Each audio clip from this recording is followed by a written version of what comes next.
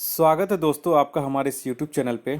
दोस्तों इस वीडियो में आज हम एक नया शुभारंभ करने जा रहे हैं और ये बिहार का 67th बीपीएससी पीटी के एग्ज़ाम से संबंधित और बिहार सीडीपीओ का जो एग्ज़ाम फॉर्म फिलअप आप लोगों ने किया है उसके पीटी का क्वेश्चन सीरीज आज हम इसमें लेकर आए हैं। तो ये दोनों का लगभग सिलेबस पीटी का सेम रहता है, तो ये प्लस पॉइंट हो चुका है कि एक टेस्ट सीरीज में आपका सीडीपीओ और 67th बीपीएससी पीटी का जो एग्ज़ाम देना चाहते हैं उसका दोनों का एक साथ ही तैयारी हो जाएगा एक टेस्ट सीरीज में। तो इस वजह से दोनों आप लोग का जो एग्ज़ाम भरे होंगे सीडीपीओ और 67 बीपीएससी का जो फॉर्म फिलअप करने के लिए सोच रहे होंगे, तो ये दोनों परीक्षार्थियों के लिए सामान्य रूप से ये टेस्ट सीरीज उपयोगी होगा। बहुत सारे छात्रों ने मुझसे यूट्यूब पे भी कमेंट किए थे और ईमेल भी करके बोले थे कि सर 67th बीपीएससी पीटी और सीडीपीओ का साथ में ही शुरू कर दीजिए। तो उन्हीं लोगों को ध्यान में रखते हुए आज मैंने ये टेस्ट सीरीज आज शुभारंभ कर रहा हूँ, ठीक है। तो हो सकता है सीडीपीओ का जो एग्ज़ाम है आपका 2-3 महीने में हो जाए और उसी समय आपका 67 बीपीएससी पीटी का भी नोटिफिकेशन निकल जाए। तो आप शुरुआत से ही तैयारी कीजिएगा। तो इस बार जैसे देखें 66 बीपीएससी का पीटी का जो कट ऑफ था वो बहुत हाई चल गया है, तो अब थोड़ा कंपटीशन बढ़ रहा है, उसी हिसाब से आपको भी तैयारी करना पड़ेगा। तो चलिए इस वीडियो को बनाते हैं और पूरे 150 क्वेश्चन रहेगा, उसका क्वेश्चन और विथ एक्सप्लेनेशन के साथ इस वीडियो में आज हम डिस्कस करते हैं पूरे 150 क्वेश्चन।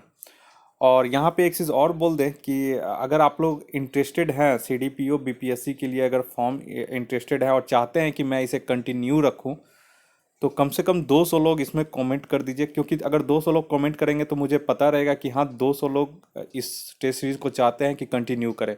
और अगर 10-50 कमेंट आता है तो उसके लिए फिर ये जो टाइम मैं दे रहा हूँ इसके लिए मुझे लगता है कि बेवकूफ़ी होगा मेरे लिए कि आप लोग अगर मतलब नहीं चाहते और मैं ज़बरदस्ती वीडियो अपलोड कर रहा हूँ तो ये भी कोई मायने नहीं रखता है, ठीक है। तो कम से कम 200 लोग इंटरेस्टेड जो स्टूडेंट है वो कमेंट कीजिए कि सर इस शुभारंभ जो किए हैं इसको सर कंटिन्यू कीजिए, ठीक है। आप लोग केवल कंटिन्यू ही कीजिए, कमेंट कीजिए, तो मैं समझ जाऊंगा कि हाँ आप लोग इंटरेस्टेड हैं। और अगर 200 लोग कमेंट कर देते हैं तो फिर मैं इसे कंटिन्यू कर दूंगा, अन्यथा फिर मैं इसे ब्लॉक कर दूंगा। और फिर बाद में फिर शुरुआत जब एग्ज़ाम का टाइम आएगा तो उस समय फिर देखूंगा एक बार। क्योंकि 66 बीपीएससी में आप लोगों ने बहुत हमें प्यार दिया था और बहुत लोगों ने कमेंट करके लगभग 2000-2500 लोग कमेंट किए थे कि सर इसे कंटिन्यू कीजिए। और मुझ में भी जोश आ गया था, तो मैंने भी बहुत सारे टेस्ट सीरीज उसमें चलाए थे और बहुत सारे लोगों का सिलेक्शन भी हुआ था। सारे का मैं जो स्क्रीनशॉट था वो भेज दिया था जब पोल करवाया था, तो आप लोग देख सकते हैं कितने परसेंटेज का सिलेक्शन हुआ था। और बहुत सारे ईमेल भी किए हैं कि सर 66 बीपीएससी पीटी का मेरा रिजल्ट हो गया है, तो मेंस के लिए सर तैयारी कैसे करें। तो चूंकि कोचिंग वगैरह सारा बंद हो गया था, मटेरियल वगैरह बहुत कुछ आ चुका था हमारे पास और हम ऑफलाइन भी शुरू करने के लिए सोच लिए थे, लेकिन बहुत सारा दिक्कत होने के बावजूद सब कुछ बंद कर दिया गया। जो मटेरियल था वो कुछ छात्रों में जिनका सिलेक्शन हो गया था उन्हें वो दे दिया गया है, ठीक है। तो अब कुछ बचा नहीं है, तो इस वजह से मेंस का उतना तैयारी इस बार नहीं हो पाएगा, आपको सेल्फ ही करना पड़ेगा। तो मैं अब पीटी के लिए अगले जो एग्ज़ाम है उसके लिए मैं इसमें टेस्ट सीरीज करवा रहा हूँ। तो चलिए जो कहना था वो मैंने शुरुआत में ही कह दिया हूँ। अब आते हैं इस टेस्ट सीरीज पे। तो आप लोग 200 लोग इंटरेस्टेड लोग कमेंट कर दीजिए कि सर इसे कंटिन्यू कीजिए, तो मैं इस टेस्ट सीरीज को कंटिन्यू कर दूंगा। और ये बहुत ही इंपॉर्टेंट सेट है आस्था पब्लिकेशन, आस्था आईएएस का, ठीक है। चलिए पहला क्वेश्चन यहाँ पे बोल रहा है कल्पद्रुम की रचना किसने की। तो इसका सही आंसर हो जाएगा ऑप्शन बी लक्ष्मीधर ने। कल्पद्रुम की रचना लक्ष्मीधर ने की और वह गढ़वाल वंश का मंत्री था। गढ़वाल वंश कन्नौज का राजपूत क्षत्रिय वंश था और इसका महान राजा गोविंद चंद था और अंतिम राजा जयचंद था जो मोहम्मद गोरी से लड़ते हुए मारा गया था।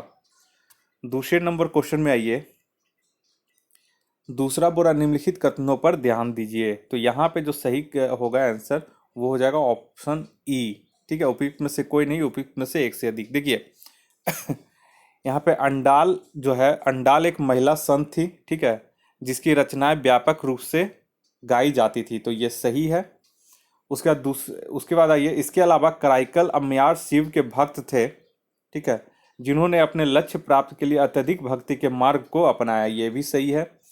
वहीं पे आइए फिर अल्लम्मा प्रभु 12वीं सदी के कन्नड़ संत, ठीक है, और एक प्रसिद्ध जो थे वो कभी भी थे। तो ये भी सही है, तो इसमें से सभी सही है, एक दो तीन सभी सही है, इसीलिए उपयुक्त में से एक से अधिक इसका सही हो जाएगा। तीसरे नंबर में आइए। तीसरा बुरा, बौद्ध धर्म का कौन सा अंग मूर्ति पूजा में विश्वास नहीं करता है? तो तीसरा कहाँ पे हो जाएगा? ऑप्शन ए, हीनयान संप्रदाय के लोग। देखिए, बौद्ध धर्म का महायान और हीनयान में विभाजन चतुर्थ बौद्ध संहिता में हुआ। यह 72 ईस्वी में कश्मीर के कुंडल वन में हुई और इसके अध्यक्ष वसुमित्र और उपाध्यक्ष अश्वघोष थे। हीनयान बौद्ध धर्म की शिक्षाओं पर विश्वास करता है। हीनयान मूर्ति पूजा पर विश्वास नहीं करता है और न ही यह विश्वास करता है कि बुद्ध भगवान थे। जबकि महायान वाले मूर्ति पूजा पे और बुद्ध को भगवान के रूप में पूजा करते हैं। नेक्स्ट है ये चौथा नंबर में, चौथा बुरा, कौन सा मिलान सही नहीं है? तो चौथा के यहाँ पे देखिए ऑप्शन डी जो है ये सही मिलान नहीं है। देखिए, नागानाद, नागानाद जो है वो एक संस्कृत नाटक है जिसकी रचना राजा हर्ष ने की थी, तो यही सही है।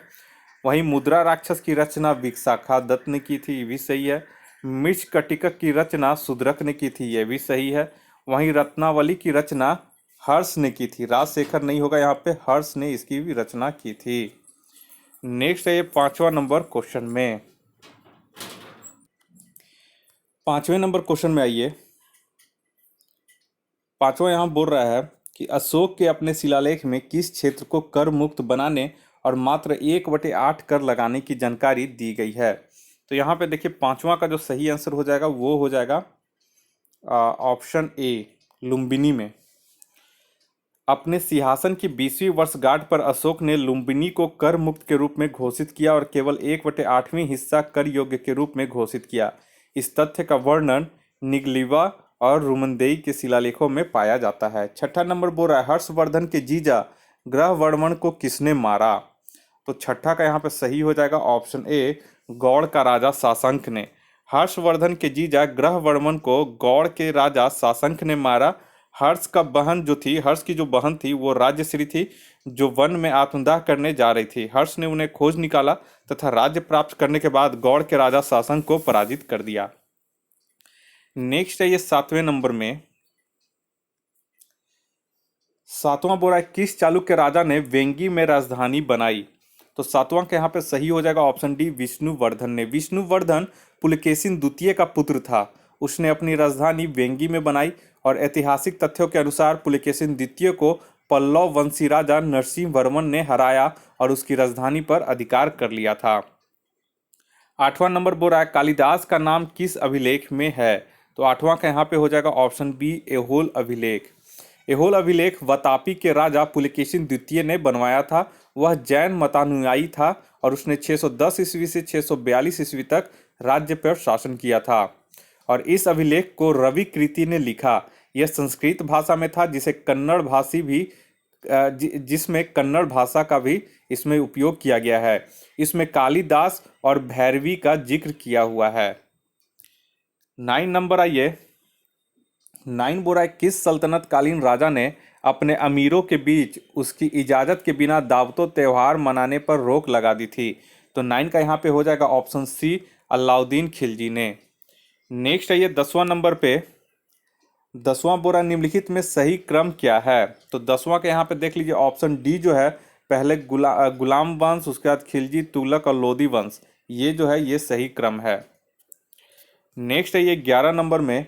11 बोरा, फारसी इस्लामिक विद्वान कमालुद्दीन अब्दुल रज़ीक इब्न इस्साक समरकंदी ने 1440 ईस्वी के दशक में किस भारतीय शहर की यात्रा की थी? तो 11 का यहाँ पे हो जाएगा ऑप्शन सी, कालीकट की। कमालुद्दीन अब्दुल रज़ीक इब्न इसाक समरकंदी नामक इस्लामिक विद्वान ने कालीकट की यात्रा की थी और कालीकट भारत के मलाबार तट पर स्थित शहर है। उसने कालीकट की संस्कृति के बारे में कई उपयोगी लेख भी लिखे थे। 12 नंबर में आइए। 12 नंबर बोल रहा है, गुजरात के राजा भीमदेव द्वितीय ने किस आक्रमणकारी को हराया? तो 12 का यहाँ पे हो जाएगा सही answer option B, Mohammad Ghori को। गुजरात के राजा भीमदेव द्वितीय ने आबू पर्वत के पास मोहम्मद गोरी को हराया और उसका मार्गदर्शन उसकी माँ कायमा देवी ने किया था। मोहम्मद गोरी को पकड़ लिया गया किंतु बाद में उसे छोड़ दिया गया। 13 नंबर में आइए। 13 नंबर बोल रहा है कि अरबों के सिंध आक्रमण के दौरान बहुत से हिंदुओं का जबरन धर्मांतरण किया गया, वो किसके अधिकार से वापस हिंदू धर्म में आए? तो 13 का यहाँ पे हो जाएगा ऑप्शन सी, देवल स्मृति के अधिकार से। देखिए, मोहम्मद बिन कासिम ने 712 ईस्वी में सिंध पर आक्रमण किया। तब वहाँ के कई हिंदुओं को इस्लाम में धर्म परिवर्तन किया गया। फिर देवल ऋषि ने उनका शुद्धिकरण कराया और उन्हें वापस हिंदू बनाया। 14 नंबर में आइए। 14 बोल रहा है कि साइबेरिया के सारस और डोडो के चित्र किस मुगल चित्रकार ने बनवाई? तो 14 का यहाँ पे सही हो जाएगा ऑप्शन डी, उस्ताद मंसूर। उस्ताद मंसूर एक मुगल कालीन चित्रकार था। उसने अपनी चित्रकारी अकबर के राज्यकाल के आखिरी वर्षों में शुरू की। बाद में जहांगीर के समय कार्य किया। जहांगीर का काल मुगल चित्रकार का स्वर्ण युग कहा जाता है। नेक्स्ट आइए 15 नंबर में। 15 बोल रहा है राजशेखर किस गुर्जर प्रतिहार वंशी राजा के दरबारी कवि थे? तो 15 का यहाँ पे हो जाएगा ऑप्शन ए, महेंद्र पाल प्रथम के। और उनकी रचना काव्य मीमांसा विश्व प्रसिद्ध है, तो ये आप लोग नोट कर लीजिएगा। 16 नंबर में आइए। अंग्रेजों के समय प्रयोग की जाने वाली रैयतवाड़ी व्यवस्था किसके द्वारा शुरू की गई? तो 16 का यहाँ पे हो जाएगा ऑप्शन डी, शेरशाह सूरी के द्वारा। शेरशाह सूरी 1540 से 1545 तक सूरी वंश का राजा था। नेक्स्ट है ये 17 नंबर में। निम्नलिखित में से किस गवर्नर जनरल को भारतीय प्रेस का मुक्तिदाता कहा जाता है? तो 17 का यहाँ पे हो जाएगा option B, sir Charles Metcalfe को। ठीक है। नेक्स्ट है ये 18 नंबर में। 18 बोल रहा है समुद्री व्यापार के संदर्भ में कारताज व्यवस्था का उपयोग किसके द्वारा किया जाता था? तो 18 के यहाँ पे सही हो जाएगा ऑप्शन डी, पुर्तगाली लोगों के द्वारा। कारताज व्यवस्था का संबंध पुर्तगालियों द्वारा समुद्री व्यापार के लिए जारी किए गए व्यापार लाइसेंस से है। 20वीं शताब्दी में अंग्रेजों ने भी नेवी सर्ट नामक व्यवस्था शुरू की थी। 19 नंबर में ये बोरा सुरेंद्रनाथ बनर्जी के बारे में निम्नलिखित में से कौन सा कथन सही नहीं है? तो 19 के यहाँ पे देखिए सही नहीं है, तो ए और बी सी ये सब सही है। तो यहाँ पे देख लेते हैं हम 19 का डी जो है ये गलत है, तो यही ऑप्शन इसका सही हो जाएगा। उन्होंने आनंद मोहन बोस के साथ मिलकर साधारण ब्रह्मो समाज की स्थापना की, ये गलत है। ठीक है, तो देखिए सुरेंद्रनाथ बनर्जी ने आनंद मोहन बोस के साथ मिलकर इंडियन नेशनल एसोसिएशन की स्थापना की थी। और साधारण ब्रह्मो समाज की स्थापना आनंद मोहन बोस, शिवनाथ शास्त्री, शिव चंद्र सेन और उमेश चंद्र दत्ता ने की थी। 20 नंबर में आइए। 20 नंबर बोल रहा है कि मुस्लिमों के लिए अलग मतदाता दल के लिए किस कांग्रेस अधिवेशन को जाना जाता है? तो 20 के यहाँ पे हो जाएगा ऑप्शन सी, लखनऊ अधिवेशन 1916। और यहाँ पे क्या हुआ था कि लखनऊ अधिवेशन 1916 में मुस्लिमों के लिए अलग मतदाता दल की व्यवस्था की गई थी। इस अधिवेशन में कांग्रेस के दो बड़े धड़ों गरम दल और नरम दल की वार्ता के लिए एक मंच पर लाया गया था। और अंबिका प्रसाद मजूमदार इस अधिवेशन में कांग्रेस की अध्यक्षता किए थे। नेक्स्ट आइए 21 नंबर में। 21 बोल रहा है कि निम्नलिखित में से किस राज्य ने अंग्रेजों को मुक्त व्यापार के लिए सुनहरा फरमान जारी किया? तो 21 का यहाँ पे हो जाएगा ऑप्शन सी, गोलकुंडा। 1632 में अंग्रेजों को गोलकुंडा का साथ मुक्त व्यापार करने का सुनहरा फरमान प्राप्त हुआ और इसके लिए शुल्क जो था वो 500 पैगोडा प्रति वर्ष था। 22 नंबर में आइए। इंडियन यूनियन मुस्लिम लीग का मुख्यालय भारत के किस राज्य में स्थित है? तो 22 के यहाँ पे हो जाएगा ऑप्शन ए, तमिलनाडु में। इंडियन यूनियन मुस्लिम लीग की स्थापना 10 मार्च 1948 को मद्रास में की गई थी। वर्तमान में इसका मुख्यालय तमिलनाडु में चेन्नई के मैरकायर लेबाई स्ट्रीट पर स्थित है। 23 नंबर में आइए। 23 बोल रहा है कि आईएनए ट्रायल निम्नलिखित में से किस स्थान पर हुआ था? तो 23 का यहाँ पे हो जाएगा option D, Lal Qila. Indian national army के सहगल शाह नवाज खान गुरुबख्श सिंह ढिल्लों पर लाल किला में नवंबर 1945 में ट्रायल शुरू हुआ और इस ट्रायल के दौरान भुल्ला भाई देसाई बचाव पक्ष के मुख्य अधिवक्ता थे। 24 नंबर में आइए। 1886 में निम्नलिखित में से किस संगठन का कांग्रेस में विलय किया गया था? तो 24 के यहाँ पे जो सही आंसर हो जाएगा option B, Indian National Association का। कांग्रेस का दूसरा अधिवेशन 1886 ईस्वी में कलकत्ता में आयोजित किया गया था, दादा भाई नौरोजी इस अधिवेशन में कांग्रेस के अध्यक्ष थे और इस अधिवेशन में इंडियन नेशनल एसोसिएशन का विलय कांग्रेस में किया गया था। इंडियन नेशनल एसोसिएशन की स्थापना 1876 ईस्वी में सुरेंद्र नाथ बनर्जी और आनंद मोहन बोस ने मिलकर की थी। नेक्स्ट आइए क्वेश्चन नंबर 25 में। 25 बोरा अलीपुर षड्यंत्र केस में अरबिंदो घोष का बचाव किसने किया था? तो 25 का यहाँ पे हो जाएगा ऑप्शन बी, मोतीलाल नेहरू ने। चितरंजन दास प्रसिद्ध क्रांतिकारी व न्यायविद थे। उन्होंने अलीपुर षड्यंत्र केस में अरबिंदो घोष का बचाव किया था। ठीक है, यहाँ पे एक चीज और है, यहाँ पे आप लोग एक चीज सुधार कर लीजिएगा, यहाँ पे ये हो जाएगा चितरंजन दास हो जाएगा। ठीक है, ऑप्शन डी हो जाएगा, 25 का जो हो जाएगा वो डी हो जाएगा।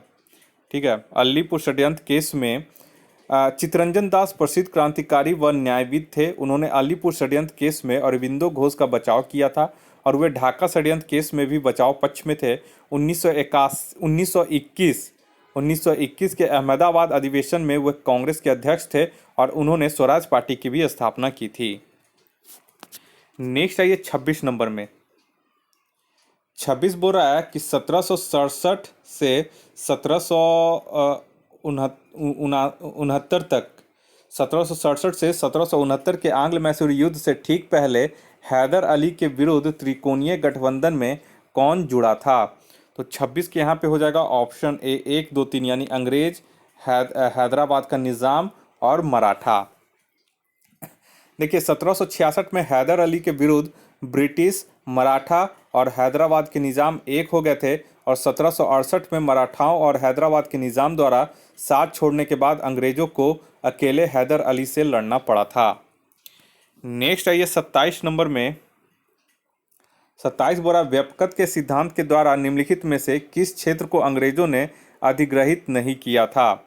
तो 27 का यहाँ पे सही आंसर हो जाएगा ऑप्शन डी, मैसूर को। कंपनी ने सतारा पर 1848 में, जैतपुर और संबलपुर पर 1849 में, नागपुर और झांसी को 1854 में, तंजौर और अर्काट को 1855 में और अवध पर 1856 पे कब्जा कर लिया था। 28 नंबर आइए, निम्नलिखित में से 1912 में दिल्ली षड्यंत्र किसके द्वारा रचा गया था? तो 28 का सही आंसर हो जाएगा ऑप्शन ए, रास बिहारी बोस के द्वारा। दिल्ली षड्यंत्र में 1912 में भारत के वायसराय लॉर्ड हार्डिंग को मारने का प्रयास किया गया था और यह षड्यंत्र भारत की राजधानी को कलकत्ता से दिल्ली स्थानांतरित करने के बाद रचा गया था। 23 दिसंबर 1912 को बम विस्फोट के द्वारा लॉर्ड हार्डिंग को मारने का प्रयास किया गया, परंतु वह प्रयास असफल रहा। तो 28 का यहाँ पे ऑप्शन ए हो जाएगा। नेक्स्ट आइए 29 नंबर में। 29 बोल रहा है a springing tiger a study of a revolutionary किसकी जीवनी है? तो 29 के यहाँ पे हो जाएगा ऑप्शन सी, सुभाष चंद्र बोस की। ठीक है, नेक्स्ट आइए 30 नंबर में। 30 बोल रहा है शाहजहां के दरबार में जाने वाला पुर्तगाली यात्री कौन था जिसने तख्त ए ताउस का विवरण किया था? तो 30 का यहाँ पे हो जाएगा ऑप्शन ए, जीन बप्तिस्ते टवर्नियर।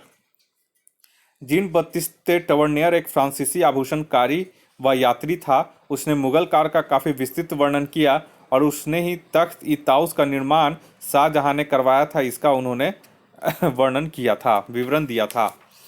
नेक्स्ट आइए 31 नंबर में। 31 बोल रहा है कि किस समाजवादी नेता ने जेल से भागकर भारत छोड़ो आंदोलन में हिस्सा लिया था? तो 31 का हो जाएगा ऑप्शन बी, राम मनोहर लोहिया ने। राम मनोहर लोहिया का जन्म 23 मार्च 1910 को अकबरपुर में हुआ था। वे स्वतंत्रता सेनानी और समाजवादी थे। वे कांग्रेस सोशलिस्ट पार्टी के सह संस्थापक भी थे। नेक्स्ट है ये 32 नंबर में। 32 बोल रहा है 1916 में कांग्रेस के लखनऊ अधिवेशन की अध्यक्षता किसने की? तो 32 के यहाँ पे हो जाएगा ऑप्शन बी, अंबिका चरण मजूमदार ने। 33 नंबर में ये सिस्टूरा सिनगकाई किस प्रकार की प्रजाति का वैज्ञानिक नाम है? तो 33 का ये हो जाएगा ऑप्शन बी, मछली का। नेक्स्ट है ये 34 नंबर में। 34 बोल रहा है landslides risk reduction and resilience. Landslides risk reduction and resilience पर पहला अंतर्राष्ट्रीय सम्मेलन किस शहर में आयोजित किया गया था? तो 34 के यहाँ पे हो जाएगा ऑप्शन डी, नई दिल्ली में। नेक्स्ट है ये 35 नंबर में। किस देश के शोधकर्ताओं ने हाल ही में मिल्की वे में बड़े पैमाने पर ब्लैक होल की खोज की है? तो 35 का ये हो जाएगा सही आंसर ऑप्शन बी, चीन के शोधकर्ताओं ने। नेक्स्ट आइए 36 नंबर में, 36 बोरा किस फिल्म ने 2019 का गोल्डन पीकॉक अवार्ड जीता है? तो 36 का इसका सही आंसर हो जाएगा ऑप्शन बी, पार्टिकल ने। और पार्टिकल फ्रांसिस स्विस फिल्म द्वारा निर्देशित, जिसे ब्लाइस हैरिसन ने गोवा में 50वें अंतर्राष्ट्रीय फिल्म समारोह में गोल्डन पीकॉक अवार्ड ये जीता है। नेक्स्ट है 37 में, सूर्य किरण, यहाँ पे 14 है, सूर्य किरण 14 किस देश के साथ भारत का संयुक्त सैन्य अभ्यास है? तो 37 के यहाँ पे हो जाएगा ऑप्शन ए, नेपाल के साथ। नेक्स्ट है ये 38 नंबर में, 38 बोल रहा है कि वह कौन सा अधिकतम जुर्माना है जो सरकार द्वारा राष्ट्रीय प्रतीक के दुरुपयोग के लिए लगाया जा सकता है? तो 38 के यहाँ पे सही हो जाएगा ऑप्शन ए, 5 लाख रुपए। नेक्स्ट है ये 39 नंबर में, 39 बोरा हाल ही में लेखा महानियंत्रक के रूप में किसे कार्यभार संभाला गया है? तो 39 के यहाँ पे हो जाएगा लेखा महानियंत्रक के रूप में, ठीक है। तो यहाँ पे सही इसका आंसर हो जाएगा ऑप्शन डी, सोमा राय बर्मन, ठीक है। सरकार ने दिसंबर 2019 को सोमा राय वर्मन को 1986 बैच के भारतीय सिविल लेखा सेवा अधिकारी लेखा महानियंत्रक सीजीए के रूप में, कैग के रूप में नहीं, सीजीए के रूप में, कैग दूसरा हो गया है के रूप में नियुक्त किया गया। सुश्री बर्मन 24वें सीजीए हैं और यह पद संभालने वाले वे 7वें महिला हैं, ठीक है। नेक्स्ट है ये 40 नंबर में, 40 बोरा नासा के किस अंतरिक्ष यान ने हाल ही में दुर्घटनाग्रस्त भारतीय मून लैंडर विक्रम पाया है? तो 40 का यहाँ पे सही हो जाएगा ऑप्शन डी, एलआरओ। एलआरओ अंतरिक्ष यान है नासा का। 41 नंबर में ये कार्ल 16 गुस्ताफ जो भारत की यात्रा पर हैं किस देश के राजा हैं? तो 41 का यहाँ पे सही आंसर हो जाएगा ऑप्शन ए, स्वीडन के। स्वीडन के राजा कार्ल 16 गुस्ताफ और रानी सिल्विया द्विपक्षीय संबंधों को मजबूत करने के उद्देश्य से भारत की यात्रा पर आए हुए थे। नेक्स्ट है ये 42 नंबर में, कराधान कानून संशोधन विधेयक 2019 द्वारा किस आयकर अधिनियम में संशोधन किया गया है? तो 42 के यहाँ पे सही आंसर हो जाएगा ऑप्शन सी, आयकर अधिनियम 1961 में। नेक्स्ट है ये 43 में, बोरा मॉरिशस के नए राष्ट्रपति के रूप में किसे नियुक्त किया गया है? तो 43 के यहाँ पे हो जाएगा ऑप्शन सी, प्रीतिविराज सिंह रूपन को। नेक्स्ट है ये 44 नंबर में, बोरा हाल ही में फिलीपींस में आए तूफान का क्या नाम है? तो 44 के यहाँ पे सही आंसर हो जाएगा ऑप्शन बी, कमूरी। नेक्स्ट है ये 45 नंबर में, 45 बोरा परमाणु सक्षम पृथ्वी 2 मिसाइल की स्ट्राइक रेंज क्या है जिसका हाल ही में परीक्षण किया गया था? तो 45 का इसका सही आंसर हो जाएगा ऑप्शन बी, 350 किलोमीटर। 46 नंबर में, ये 2019 नाटो शिखर सम्मेलन का आयोजन किस देश द्वारा किया जा रहा है? तो 46 का इसका सही आंसर हो जाएगा ऑप्शन बी, यूनाइटेड किंगडम के द्वारा। 47 नंबर में आइए, 47 बोरा प्रकृति के संरक्षण के लिए अंतर्राष्ट्रीय संघ IUCN ने हाल ही में खतरे की प्रजातियों की सूची में कितने प्रजातियों को जोड़ा है? तो 47 का इसका हो जाएगा डी, 1840 प्रजातियों को। नेक्स्ट है ये 48 नंबर में, 48 बोरा नारकोटिक्स कंट्रोल ब्यूरो भारत में ड्रोन का उपयोग करके किस दवा के पौधों को नष्ट करने के लिए है? तो 48 के यहाँ पे हो जाएगा option D, marijuana. Narcotics control bureau NCB के साथ गृह मंत्रालय ने मारिजुआना के बागानों के अवैध रोपणों की जांच की और पौधों को काटा जाने वाले पहले ड्रोन को तैनात करके नष्ट कर दिया गया। मंत्रालय को फसलों का पता लगाने के लिए उपग्रहों की मदद का उपयोग करना पड़ा और भारत फिलहाल मारिजुआना के वृक्षारोपण से निपटने के लिए अमेरिका द्वारा अपनाए गए तौर तरीकों के कदमों को अपना रहा है। 49 नंबर में आइए, 49 बोरा हाल ही में किस देश ने पापुआ न्यू गिनी से स्वतंत्रता प्राप्त की है? तो 49 का यहाँ पे हो जाएगा ऑप्शन डी, बोगेनविले। ये आप लोग याद रखिएगा, ठीक है। 11 दिसंबर 2019 को बोगेनविले के दक्षिण प्रशांत द्वीप समूह ने पापुआ न्यू गिनी से स्वतंत्र होने के लिए मतदान किया था, ठीक है, जिसमें 98% मतदाताओं ने मतदान किया था। और यह सोलोमन द्वीप समूह का सबसे बड़ा द्वीप है। इस द्वीप में दुनिया का सबसे बड़ा तांबा जमा है। देश में सबसे अधिक बोली जाने वाली भाषा हलिया है। नेक्स्ट जो क्वेश्चन है ये 50 नंबर में, बोल रहा है इलुसु बांध जो हाल ही में खबरों में है किस देश में है? तो ये 50 का हो जाएगा ऑप्शन सी, तुर्की में। इलिसु बांध तुर्की में है। यह दक्षिण पूर्व अनातोलिया परियोजना में से एक है। नेक्स्ट आइए 51 नंबर में, बोरा भारत, अमेरिका और जापान के बीच आयोजित त्रिपक्षीय नौसेना अभ्यास का नाम क्या है? तो 51 का यहाँ पे हो जाएगा ऑप्शन बी, मालाबार। और इसमें ऑस्ट्रेलिया को भी शामिल किया गया। 52 में आइए। 52 बोल रहा है, भारत के सर्वोच्च न्यायालय ने नागरिकता संशोधन अधिनियम की संवैधानिक वैधता की जांच करने का निर्णय लिया है। भारत में नागरिकता के साथ संविधान का कौन सा हिस्सा है? तो 52 का इसका हो जाएगा ऑप्शन बी, भाग 2। भारतीय संविधान का अनुच्छेद 5 से 11 भाग 2 में भारत में नागरिकता से संबंधित है। इससे संबंधित कानून नागरिकता अधिनियम 1955 है। इसमें कई बार संशोधन भी किया गया है। 53 में आइए। 53 बोल रहा है, लोकसभा स्पीकर ने ई कैबिनेट के कार्यान्वयन पर जोर दिया है। ई कैबिनेट समाधान लागू करने वाला पहला उत्तर पूर्व राज्य कौन सा है? तो 53 का हो जाएगा option D, Arunachal Pradesh. Next आइए 54 नंबर में। 54 बोल रहा है, किस राज्य के शहरी निकायों ने अभी तक खुद को खुले में शौच मुक्त घोषित नहीं किया है? तो 54 का यहाँ पे हो जाएगा ऑप्शन डी, पश्चिम बंगाल ने। 55 में आइए, धनु यात्रा वर्तमान में किस राज्य में मनाया जाता है?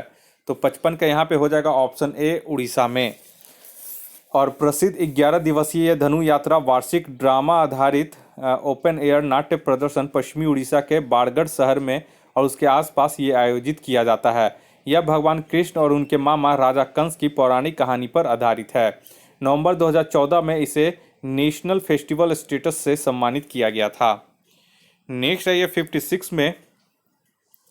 56 बोरा, डीआरडीओ में एरोनॉटिकल सिस्टम का महानिदेशक कौन है और उन्हें भारत की मिसाइल वुमेन के रूप में भी जाना जाता है? तो 56 के यहाँ पे सही हो जाएगा ऑप्शन ए, डॉक्टर टेस्सी थॉमस। 57 में ये किस राज्य में ताजे पानी के कछुओं के लिए देश का पहला पुनर्वास केंद्र होगा? तो 57 का यहाँ पे हो जाएगा ऑप्शन बी, बिहार में। नेक्स्ट है ये 58 नंबर में। 58 बोल रहा है, अगर एक लोलक को भूमध्य रेखा से ध्रुवों की ओर ले जाया जाए तो उसका आवर्तकाल भूमध्य रेखा पर क्या होगा? तो 58 का यहाँ पे हो जाएगा ऑप्शन ए, बढ़ जाएगा उसका आवर्तकाल। Time period equal to T equal to 2 pi root under L by G होता है। ठीक है, और जी का जो वैल्यू होता है वो भूमध्य रेखा पे ज़्यादा होता है।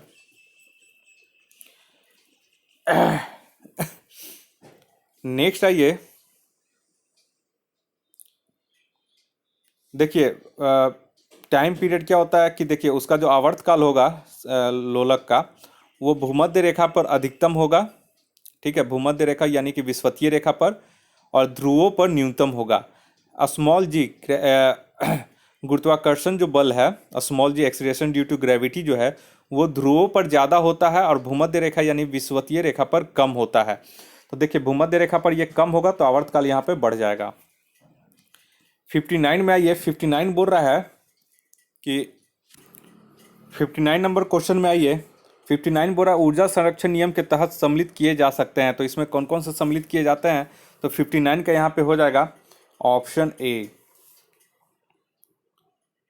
ठीक है, ऊर्जा का एक रूप से दूसरे रूप में रूपांतरण यही किया जा सकता है। ऊर्जा को नष्ट नहीं किया जा सकता, इसे बस एक रूप से दूसरे रूप में परिवर्तित किया जा सकता है। नेक्स्ट है ये 60 नंबर में। 60 बोल रहा है कि बैरोमीटर का पाठ्यांक जब धीरे धीरे नीचे गिरता है तब क्या होता है? ठीक है, तो 60 के यहाँ पे हो जाएगा ऑप्शन बी, वर्षा होने की संभावना होती है। और जब बैरोमीटर का पाठ्यांक अचानक गिरेगा तो तूफान आने की संभावना होती है। 61 नंबर में ये एल्कोहल का गलनांक कितना होता है, यानी मेल्टिंग पॉइंट कितना होता है? तो 61 का यहाँ पे सही हो जाएगा ऑप्शन ए, -114 डिग्री सेंटीग्रेड। नेक्स्ट आइए 62 में। 62 बोल रहा है, प्रकाश तरंग गति का सिद्धांत निम्नलिखित में से किसने दिया? तो 62 का यहाँ पे हो जाएगा ऑप्शन सी, हाइगेंस ने। ठीक है 1678 ईस्वी में सर्वप्रथम हाइगेंस ने प्रकाश तरंग गति सिद्धांत प्रस्तुत किया। यह सिद्धांत परावर्तन एवं अपवर्तन की व्याख्या करने में सफल रहा, परंतु प्रकाश वैद्युत प्रभाव एवं कॉम्पटन प्रभाव की सफल व्याख्या करने में यह असफल रह गया। इसीलिए प्रकाश को डुअल नेचर का बोलते हैं, तरंग भी और कण भी इसे माना जाता है। 63 में ये, जब प्रकाश किरण सघन माध्यम से विरल माध्यम में प्रवेश करती है तो क्या होगा? तो 63 का ए होगा, अपरिवर्तित होकर अभिलंब से दूर हो जाती है। नेक्स्ट है ये 64 नंबर में। 64 बोरा, मरुभूमि में गर्मी के दिनों में दूर किसी स्थान पर पानी के होने का भ्रम होता है, उसे क्या कहते हैं? तो ये सबको पता होगा। 64 के यहाँ पे सी हो जाएगा, मरीचिका। 65 में दृष्टि पटल पर बने किसी प्रतिबिंब का संवेदन मस्तिष्क पर कितने देर तक बना रहता है? तो 65 का ये हो जाएगा ऑप्शन बी 1/16 सेकेंड तक। नेक्स्ट आइए 66 नंबर में 66 बोरा इनमें से किस रंग का तरंग दैर्घ्य सबसे अधिक विचलित होता है? तो 66 के यहाँ पे सही हो जाएगा ऑप्शन बी लाल का। लाल का तरंग दैर्घ्य सबसे ज़्यादा होता है और इसका फ्रीक्वेंसी सबसे कम होता है, यानी तरंग दैर्घ्य और फ्रीक्वेंसी एक दूसरे का रेसिप्रोकल होता है। ठीक है, और यह अपेक्षाकृत सबसे कम विचलित होता है। यहाँ पे एक चीज़ थोड़ा सा देखिएगा, यहाँ पे मिस्टेक हो गया है। यहाँ पे पूछा है इनमें से किस रंग का तरंग दैर्घ्य सबसे अधिक विचलित होता है। ठीक है, तो सबसे अधिक विचलित जो इसका होता है ये हो जाएगा ऑप्शन डी हो जाएगा बैगनी का। क्यों? क्योंकि इसका तरंग दैर्घ्य सबसे कम होता है, यही वजह है कि ये सबसे ज़्यादा विचलित होता है। और लाल रंग का तरंग दैर्घ्य सबसे ज़्यादा होता है, इसलिए ये कम विचलित होता है। लाल रंग कम विचलित होता है, बैगनी सबसे ज़्यादा विचलित होता है। नेक्स्ट है ये 67 में सीवी रमन को उनके किस प्रयोग के लिए नोबेल पुरस्कार प्रदान किया गया था? तो ये आप लोग को पता होगा, 67 का हो जाएगा ऑप्शन बी प्रकाश प्रकीर्णन के प्रभाव के लिए। ठीक है, और सीवी रमन और उनके सहयोगियों द्वारा 1920 के दशक में किया गया था यह प्रयोग, और सीवी रमन को 1930 में इस कार्य के लिए भौतिकी का नोबेल पुरस्कार से सम्मान दिया गया था। नेक्स्ट है ये 68 में 68 बोल रहा है कि भारत में उत्पादित प्रत्यावर्ती धारा की आवृत्ति कितनी है, फ्रीक्वेंसी कितनी है भारत में? तो 68 का यहाँ पे जो सही हो जाएगा वो हो जाएगा ऑप्शन ए 50 हर्ट्ज।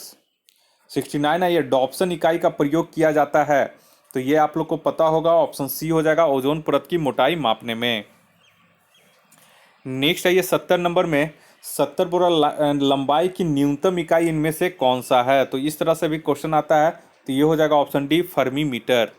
तो एक बार ये भी आप लोग देख लीजिएगा, फर्मी मीटर, पिको मीटर। ठीक है, नेक्स्ट है ये 71 नंबर में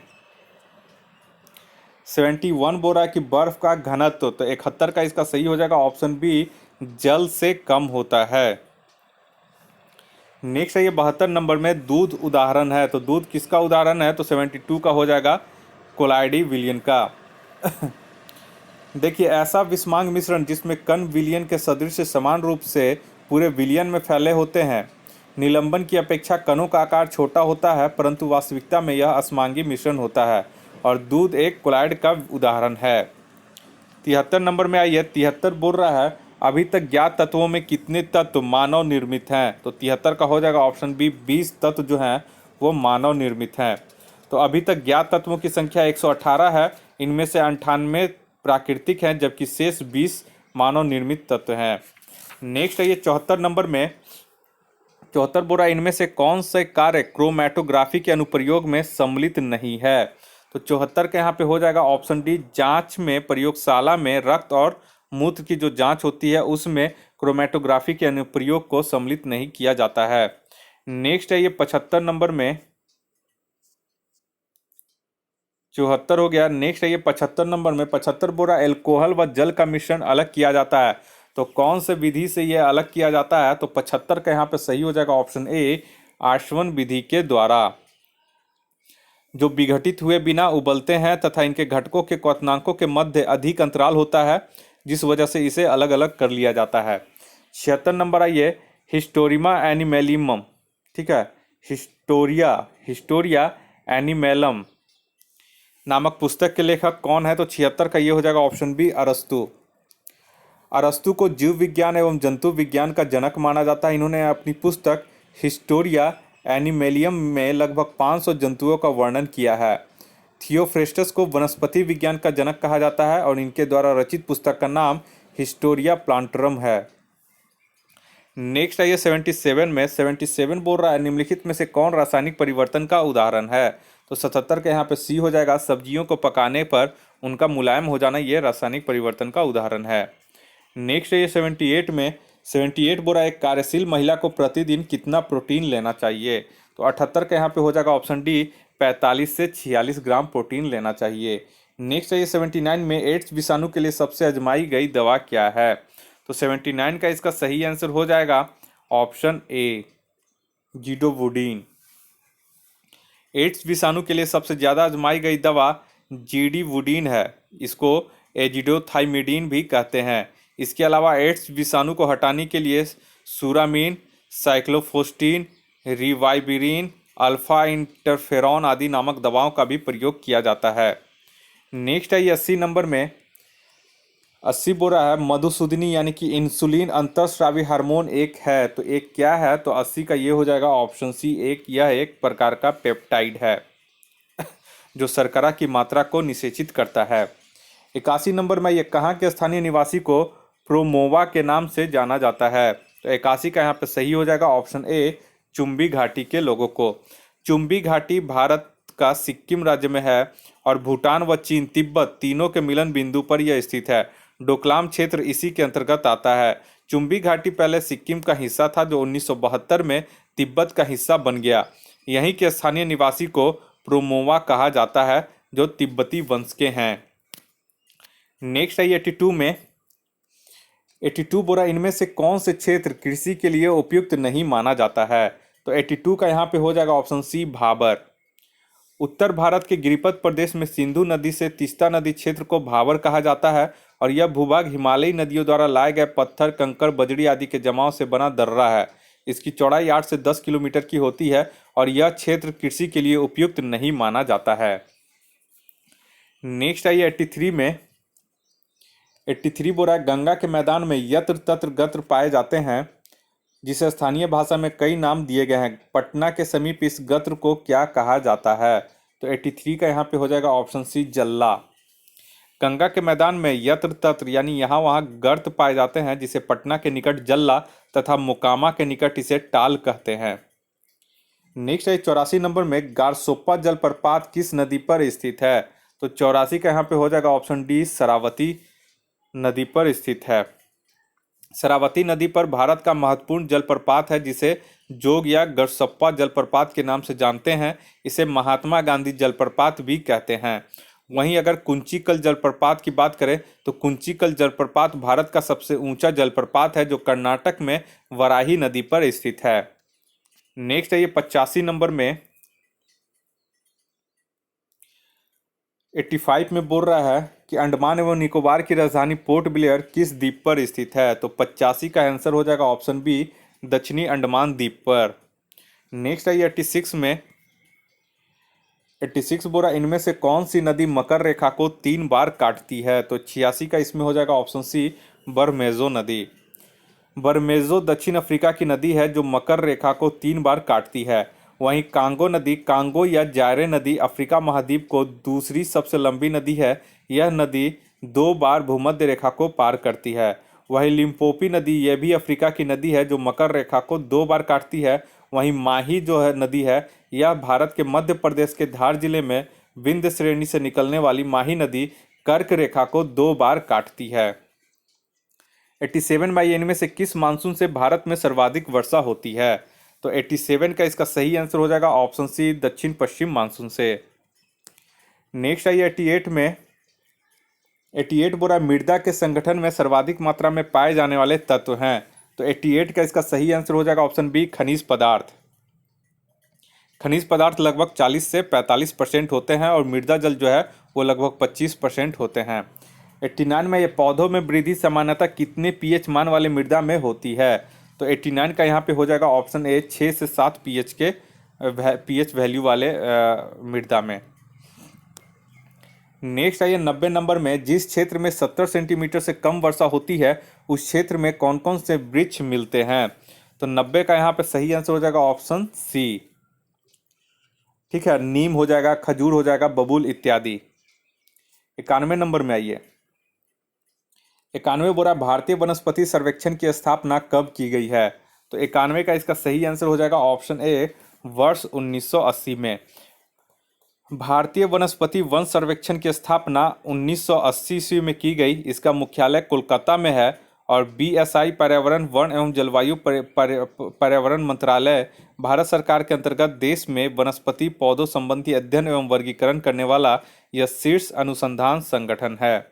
92 में यह सूची 1 को सूची 2 से सम्मिलित करना है यहाँ पे, तो 92 का इसका जो सही आंसर हो जाएगा वो हो जाएगा ऑप्शन है 1 2 3 4, यानी कि आमने सामने इसका जो है ये सही है।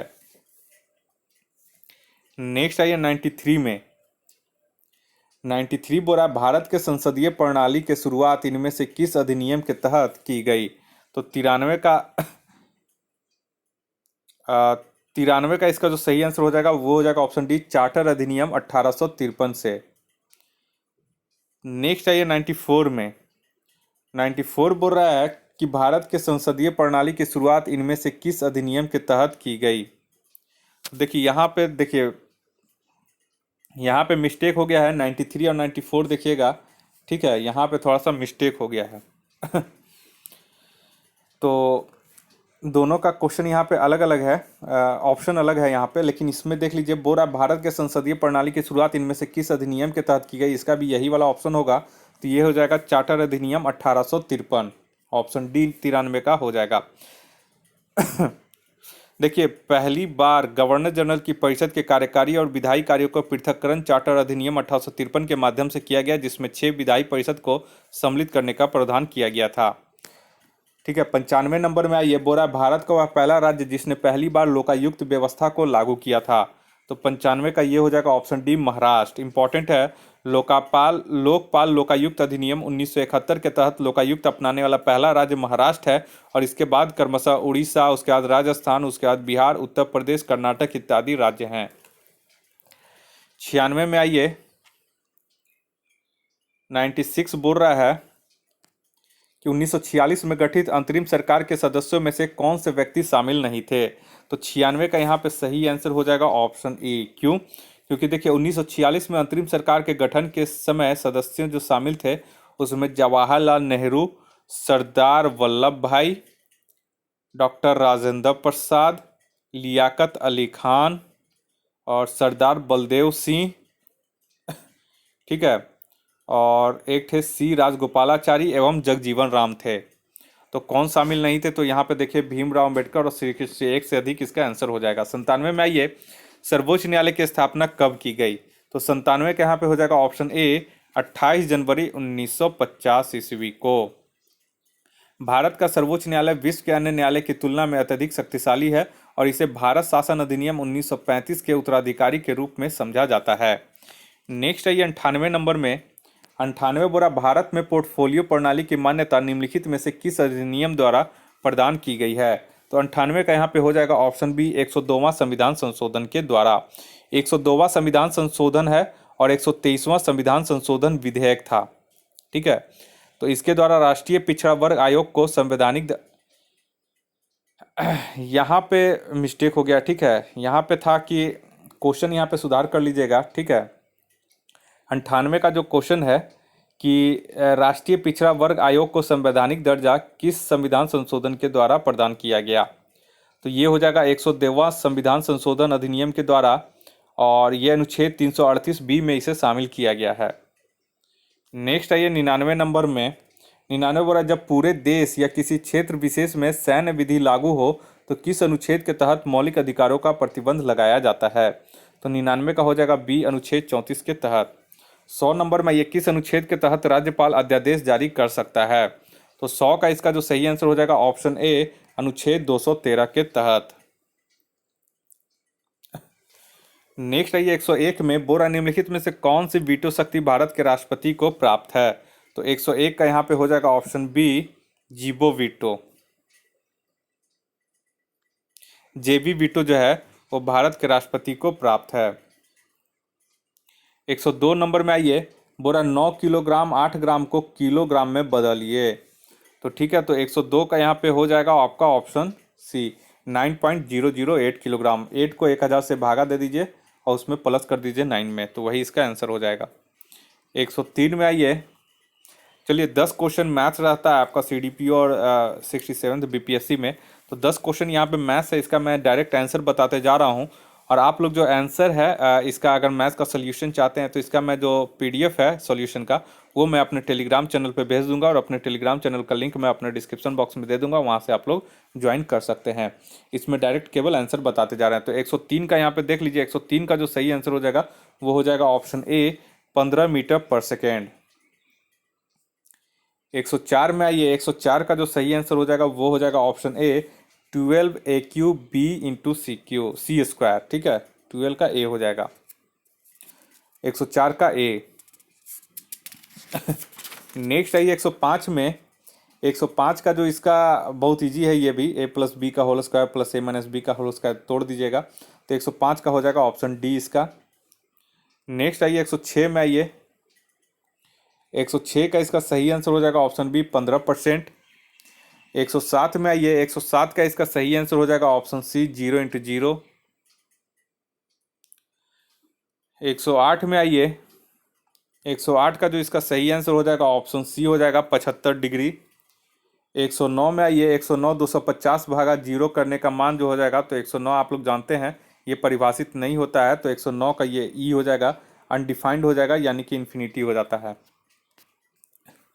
नेक्स्ट आइए 110 में। 110 का इसका सही आंसर हो जाएगा ऑप्शन डी x - 15 = -5। 111 देखिए, समीकरण को हल करने पर यहाँ पे बहुत ही ईजी है, तो समीकरण को हल करो और यहाँ पे 111 का जो सही आंसर हो जाएगा, m का वैल्यू पूछ रहा है यहाँ पे, फाइंड m। ठीक है, तो m का वैल्यू यहाँ पे ऑप्शन तो देखिए यहाँ पे प्लस चल जाएगा तो 6 8 हो जाएगा, तो 2 से मल्टीप्लाई तो 16 हो जाएगा। 111 का डी। देखिए ये थोड़ा सा इजी क्वेश्चन है, लेकिन इतना इजी क्वेश्चन नहीं आता, एक दो क्वेश्चन इसमें थोड़ा सा टफ रहता है। ठीक है, तो अगले जो टेस्ट होगा वो थोड़ा सा इससे जो मटेरियल है इससे और बेहतर क्वालिटी का मैं मटेरियल लेके आऊँगा, और आपको वो स्वाभाविक तौर पे बहुत ही पसंद आएगा। यही वजह है कि अगर आप लोग 200 कमेंट करते हैं तो मैं और भी बेहतरीन मटेरियल इसके लिए लेके आऊँगा, एकदम लेटेस्ट जो है बिहार CDPO और 67 BPSC PT का वो भी मैं करवाऊँगा। तो बहुत सारा मटेरियल इसके पास जमा है, लेकिन अगर आप लोग जोश दिखाते हैं तो ही मैं जोश दिखा पाऊँगा। अगर आप लोग छोड़ देते हैं तो मैं भी इसे फिर वीडियो बनाना छोड़ दूंगा, इसका टेस्ट सीरीज करवाना फिर मैं बंद कर दूंगा, अगर ज़्यादा लोग इंटरेस्टेड नहीं इसमें रहते हैं तो। ठीक है, तो आप लोग जल्दी से कमेंट करके बताइए कि इसे कंटिन्यू करना है या नहीं करना है। चलिए 112 में आइए। 112 का जो इसका सही आंसर हो जाएगा, यहाँ पे 12 नंबर क्वेश्चन में आइए। 112 जो नंबर क्वेश्चन बोल रहा है, इसका सही आंसर हो जाएगा ऑप्शन बी 20%। चलिए फिर अब आ गया है जीके। 113 में आइए। मानव शरीर के किस अंग में लसिका कोशिकाएं बनती हैं? तो 113 का यहाँ पे सही आंसर हो जाएगा ऑप्शन बी दीर्घ अस्थि में। मानव शरीर के दीर्घ अस्थि अंग में लसिका कोशिकाएं बनती है, जिसमें स्तंभ कोशिकाओं का लसिका अंगों से गुणन, विभेदन एवं परिपक्वन होता है। 114 नंबर में आइए। टेफ्लॉन क्या है? ठीक है, तो टेफ्लॉन क्या है, तो ये हो जाएगा ऑप्शन ए फ्लोरोकार्बन होता है। टेफ्लॉन एक फ्लोरोकार्बन है जिसके अणु बहुलीकृत होकर टेफ्लॉन नामक प्लास्टिक का निर्माण करते हैं। 115 ये एम्फीबिया बताता है, तो एम्फीबिया का क्या बताता है, तो 115 का यहाँ पे हो जाएगा ऑप्शन डी जल एवं स्थल में रह सकने वाले जीवों को। 116 इसका है। हाल ही में भारत सरकार ने MSM के क्षेत्र में स्वदेशी उद्यमिता को बढ़ावा देने के लिए किस प्रस्ताव की योजना बनाई है? तो 116 का इसका जो सही आंसर हो जाएगा वो हो जाएगा आपका ऑप्शन, यहाँ पे देख लीजिएगा एक और ऑप्शन सी हो जाएगा, उद्यम विकास केंद्र। ठीक है, नेक्स्ट आइए 117 में। 117 बोल रहा है हाल ही में भारत के किस क्षेत्र में यूरेनियम के आंशिक भंडार की खोज की गई है? तो 117 का यहाँ पे जो हो जाएगा ऑप्शन ई हो जाएगा। क्यों? क्योंकि देखिए हाल ही में आंध्र प्रदेश और तेलंगाना राज्य, तो यहाँ पे दोनों है, तो उपयुक्त में से एक से अधिक हो जाएगा कि कुछ भागों में यहाँ पे जो है यूरेनियम की मात्रा खोजी गई है। 118 ये हाल ही में चर्चा में रहे auto trigger auto trigger and snapback का संबंध किससे है? तो 118 का यहाँ पे हो जाएगा ऑप्शन डी व्यापार समझौते से। 119 में आइए। 119 बोला राष्ट्रीय अवसंरचना पाइपलाइन परियोजना में कितने रुपए से अधिक के ग्रीनफील्ड परियोजनाओं को शामिल किया गया है? तो 119 को हो जाएगा ऑप्शन ए 100 करोड़ रुपए को। 120 में ये ऑपरेशन ट्विस्ट को किस संस्थान द्वारा संचालित किया गया है? तो 120 का हो जाएगा option B Reserve Bank of India. Operation Twist भारतीय रिजर्व बैंक ऑफ इंडिया द्वारा चालू किया गया है। इसका आशय है कि सरकार या देश की मॉनेटरी अथॉरिटी एक ही समय में शॉर्ट टर्म सिक्योरिटी को बेचकर मिली धनराशि को लॉन्ग टर्म सिक्योरिटीज में ओपन मार्केट ऑपरेशन के माध्यम से बेच सकती है। नेक्स्ट आइए 121 में। 121 बोरा ईस्टर्न इकोनॉमिक फोरम कि 5वीं बैठक में इनमें से किस ब्रिक्स देशों ने भाग नहीं लिया था? तो 121 का हो जाएगा ऑप्शन ए, ब्राजील ने इसमें भाग नहीं लिया था, जबकि चीन, भारत एवं रूस ने इसमें भाग लिया था। 122 में ये टाइम बैंक की स्थापना हाल ही में किस राज्य में की गई है? यहाँ पे टाइम बैंक होगा, ठीक है, टाइम बैंक नहीं, टाइम बैंक है, ठीक है। तो टाइम बैंक की स्थापना 122 का यहाँ पे ऑप्शन डी हो जाएगा, मध्य प्रदेश में। हाल ही में मध्य प्रदेश में हैप्पीनेस डिपार्टमेंट ने टाइम बैंक की स्थापना की है। टाइम बैंक एक पारस्परिक सेवा विनिमय है जो मुद्रा के रूप में समय की इकाइयों का उपयोग करता है। 123 में आइए, बोरा विश्व व्यापार संगठन की स्थापना कब की गई थी? तो 123 का यहाँ पे सही आंसर हो जाएगा ऑप्शन ए, 1 जनवरी 1995 ईस्वी को, और इसकी स्थापना जेनेवा स्विट्जरलैंड में की गई थी। नेक्स्ट आइए 124 नंबर में, 124 बोल रहा है कि इनमें से कौन सी रिपोर्ट विश्व बैंक समूह द्वारा प्रकाशित नहीं की जाती है? 124 के यहाँ पे ई हो जाएगा, क्यों? क्योंकि देखिए, विश्व बैंक समूह द्वारा समय समय पर निम्नलिखित रिपोर्ट प्रकाशित की जाती है। पहला, डूइंग ऑफ बिजनेस रिपोर्ट, ये विश्व बैंक के द्वारा प्रकाशित की जाती है। वहीं पे आगे आइए विश्व विकास रिपोर्ट, ठीक है, तो विश्व विकास रिपोर्ट भी यहाँ पे की जाती है। उसके बाद आइए आपका वैश्विक आर्थिक संभावना रिपोर्ट, ये भी शामिल है। उसके बाद आइए कमोडिटी मार्केट आउटलुक रिपोर्ट, फिर वैश्विक वित्तीय विकास रिपोर्ट। तो ये सभी जो हैं ये विश्व बैंक समूह द्वारा जारी किए जाते हैं। इसलिए यहाँ पे क्वेश्चन में बोल रहा है कि कौन प्रकाशित नहीं किए जाते, इसलिए उपयुक्त में से कोई नहीं इसका आंसर हो जाएगा। 125 आइए, एंट्री पोर्ट व्यापार से क्या तात्पर्य है? तो 125 का इसका सही हो जाएगा ऑप्शन डी, 125 का डी, निर्यात के लिए आयात की गई वस्तुएं, इसको एंट्री पोर्ट व्यापार कहते हैं। नेक्स्ट है 126 नंबर में, बोला इनमें से किस ग्रंथ में आधुनिक बिहार की जानकारी प्राप्त होती है? तो 126 के यहाँ पे हो जाएगा ऑप्शन ई, शतपथ ब्राह्मण, ठीक है, ऐतरेय ब्राह्मण, आरण्यक, उसके बाद वाद से नई संहिता, संख्यान आरण्यक, कौस्तुकी आरण्यक, पंचविशी ब्राह्मण, आरण्यक ग्रंथों, गोपद ग्रंथ, महाभारत आदि में तत्कालीन बिहार के विषय में काफ़ी जानकारी मिलती है। तो यहाँ पे ये सभी हो जाएंगे और पुरुष इसलिए एक से अधिक हो जाएगा। 127 में वज्जी महाजनपद कुल कितने राज्यों का संघ था? ये इंपॉर्टेंट क्वेश्चन है 127 नंबर, तो ये हो जाएगा ऑप्शन ए 8। आधुनिक उत्तर बिहार को प्राचीन काल में वज्जी नाम से जाना जाता था और वज्जी महाजनपद 8 राज्यों का संघ था, जिसमें वज्जी के अतिरिक्त वैशाली के लिच्छवी, मिथिला के विदेह तथा कुंडल ग्राम के जातक विशेष रूप से विख्यात थे। नेक्स्ट है 128 नंबर में, 128 बोला है कि जैन धर्म को स्वीकार करने वाली प्रथम महिला चंदना का संबंध किस महाजनपद से है? तो 128 के यहाँ पे हो जाएगा ऑप्शन सी, अंग महाजनपद से। देखिए, तीतुच्छी अंग का पहला आर्य राजा हुए। अंग के 3 अंतिम राजाओं में प्रथम दधिवाहन थे, जिनकी पुत्री चंदना महावीर के जैन धर्म को स्वीकार करने वाली प्रथम महिला थी। वत्स राजा ने चंपा पर आक्रमण किया था। 129 बोल रहा है मौखरी वंश के संस्थापक कौन थे? तो 129 का यहाँ पे हो जाएगा ऑप्शन ए, हरिवर्मन। मौखरी वंश के संस्थापक हरिवर्मन थे। इन्होंने 510 ईस्वी में कन्नौज में शासन व वंश प्रारंभ किया था। नेक्स्ट आइए 130 नंबर में, 130 बोल रहा है हर्ष के साम्राज्य विघटन के पश्चात पूर्वी भारत में किस वंश का शासन स्थापित हुआ? तो 130 के यहाँ पे हो जाएगा ऑप्शन बी, पाल वंश का। ठीक है, पाल वंश के संस्थापक जो थे वो गोपाल थे, जिसने इस वंश को इस स्थापना की थी। नेक्स्ट है 131 नंबर में, 131 बोल रहा है तुरुस्क दंड नामक कर से प्राप्त धन का प्रयोग किया जाता था। तो ये बहुत इंपॉर्टेंट है। तो 131 का इसका जो सही हो जाएगा वो हो जाएगा ऑप्शन डी, तुर्कों के आक्रमण को रोकने के साधन में इसका प्रयोग किया जाता था। तुरुस्क दंड नामक कर की चर्चा गढ़वाल वंश के शासक गोविंद चंद्र के मुंगेर ताम्रपत्र में मिलती है। यह इस कर इस क्षेत्र के किसानों से प्राप्त किया जाता था और इससे तुर्कों के आक्रमण रोकने के लिए साधन में प्रयोग किया जाता था। 132 में, ये बिहार में 1937 में गठित प्रथम भारतीय मंत्रिमंडल का नेतृत्व किसने किया था? तो 132 का हो जाएगा ऑप्शन बी, मोहम्मद यूनुस ने। उसके बाद फिर ये त्यागपत्र दे दिया था और फिर श्री कृष्ण सिंह को बनाया गया था मुख्यमंत्री बिहार का। उस समय प्रधानमंत्री बोला जाता था। 133 में आइए, बोरा पटना लॉन का गांधी मैदान के रूप में नामकरण कब किया गया? तो 133 का यहाँ पे सही हो जाएगा ऑप्शन डी, भारत के स्वतंत्रता के अवसर पर। आधुनिक पटना की स्थापना 16वीं सदी में शेरशाह सूरी के प्राचीन कालीन पाटलिपुत्र नगरी के स्थल पर किया गया। और उसके बाद क्या था कि पटना लोन को जो था वहाँ पे फिर आज़ादी के बाद उसे फिर गांधी मैदान का नाम दिया गया था। नेक्स्ट आइए 134 में, 134 बोल रहा है कि बिहार में भारतीय संविधान सभा के सदस्य कौन थे। तो बिहार से भारतीय संविधान सभा के सदस्य कौन थे, तो 134 का ई हो जाएगा। क्यों?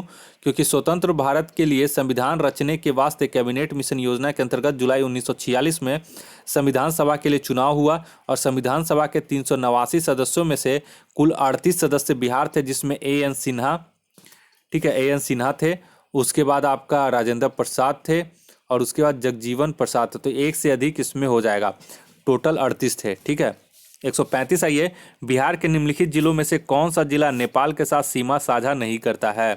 तो 135 का हो जाएगा ऑप्शन डी, पूर्णिया जो है ये नेपाल से सीमा साझा नहीं करता है।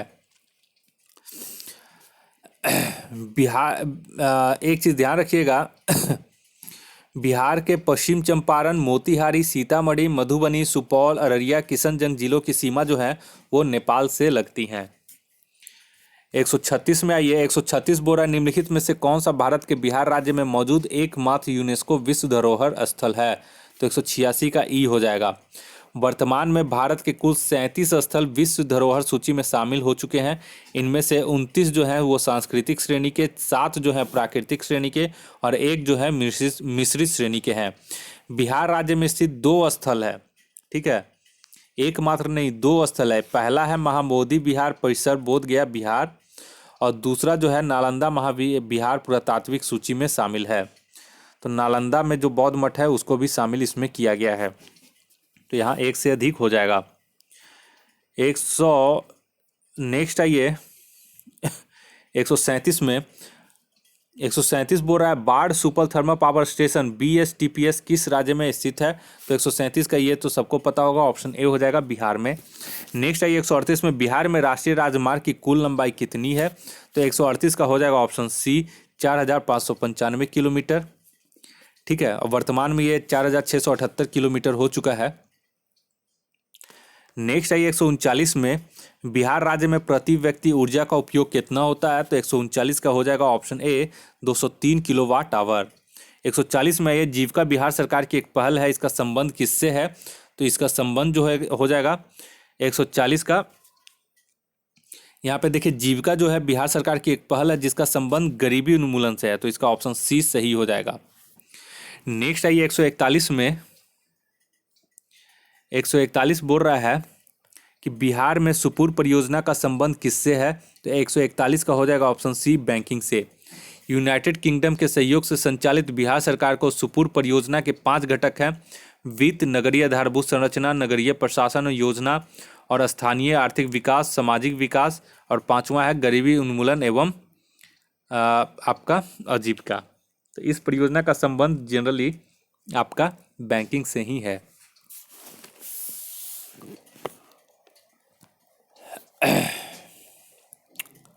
नेक्स्ट आइए 142 में, 1857 की क्रांति के दौरान बिहार से क्रांतिकारियों का नेता कौन था। तो ये पता होगा आपको, ऑप्शन बी हो जाएगा, बाबू वीर कुंवर सिंह। नेक्स्ट आइए 143 नंबर में, बिरसा को सोते हुए पकड़ा गया, कब पकड़ा गया। तो 143 के यहाँ पे ई हो जाएगा। क्यों? क्योंकि देखिए बिरसा मुंडा को बंगाल के जामकोपाई वन में सोते समय 3 मार्च 1990 को पकड़ा गया। तो यहाँ पे 3 मार्च 1990 कोई ऑप्शन में नहीं है, इसलिए ऑप्शन ई हो गया। नेक्स्ट आइए 144 में, बिहार के किस वकील ने असहयोग आंदोलन के समय अपनी लाभप्रद वकालत छोड़ दी थी। तो 144 का हो जाएगा option B, doctor Rajendra Prasad ने। और डॉक्टर राजेंद्र प्रसाद ने इंडिया डिवाइडेड नामक पुस्तक का भी लेखन किया है। 145 में, ये मुंडाओं ने विद्रोह खड़ा किया। तो 145 के यहाँ पे हो जाएगा ऑप्शन सी, 1899 ईस्वी में मुंडा विद्रोह बिरसा मुंडा के नेतृत्व में क्रिसमस के पूर्व संध्या पर शुरुआत हुआ। 146 में आइए 146 बोरा, जगत नारायण लाल भारत छोड़ो आंदोलन में किस जेल में बंद थे। तो 146 का हो जाएगा ऑप्शन ए, बांकीपुर जेल में। नेक्स्ट आइए 147 में छोटा नागपुर पठार, तो ये हो जाएगा ऑप्शन डी, एक संप्राय भूमि है। बिहार के मैदानी क्षेत्र के ठीक दक्षिण में 150 मीटर की समोच्च रेखा से छोटा नागपुर के पठार का आरंभ है। कैमूर पहाड़ी के अलावा यह समस्त क्षेत्र जो है छोटा नागपुर पठार के अंतर्गत आता है। नेक्स्ट आइए 148 में, बोरा बिहार में पहली चीनी मिल स्थापित हुई थी, तो कहाँ हुई थी? तो 148 का हो जाएगा ऑप्शन ए, महरौरा में। बिहार में पहला चीनी मिल महरौरा में 1903 में स्थापित की गई थी। यह भारत की पहली चीनी मिल थी। 149 में, ये बिहार एवं उत्तर प्रदेश राज्यों की संयुक्त सिंचाई परियोजना का नाम क्या है?